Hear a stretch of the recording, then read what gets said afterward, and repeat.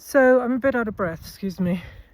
I do this walk every day with my dogs, and it's a 40-minute walk, and it's along the mountain. I live in New Mexico, so it's often very hot.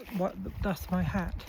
But the turnaround point is in the shade, and every time I get there, it's so nourishing. So I wanted to talk about that in terms of the journey that we go on at midlife as women, because we really are invited to a journey where we encounter our own feminine shadow more than we ever have, and not just our shadow, you know, the things we're unconscious of personally, but a greater shadow, a greater feminine shadow, an archetypal collective feminine shadow.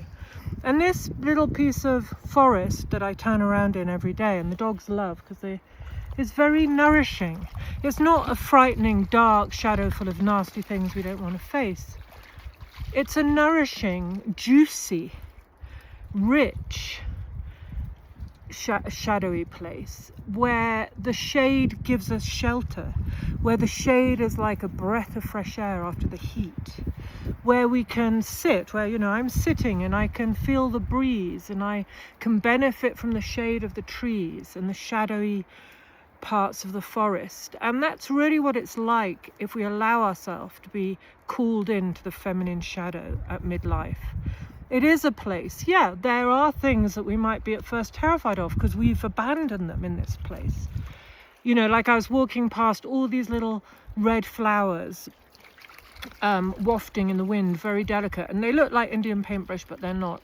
And I was thinking of being a child, and I loved the fairy books, and thinking about how these flowers probably had a fairy or a being connected to each one. And if I hadn't connected with these shadowy parts of myself, maybe that part I would have abandoned, but now I honor her. So there are parts in the shadow that we need to reclaim. But in general, the feminine shadow is a place that we grow from, that we realize more about being a woman and being a woman going into elderhood. And so I just wanted to share that. This beautiful, nurturing, nourishing, juicy place isn't a place to be frightened of. It's really a place to embrace and to love and to get to know, so that when we are a wise elder, we can come back here regularly whenever we like and be safe and be deep in the feminine, deep in the dark goddess.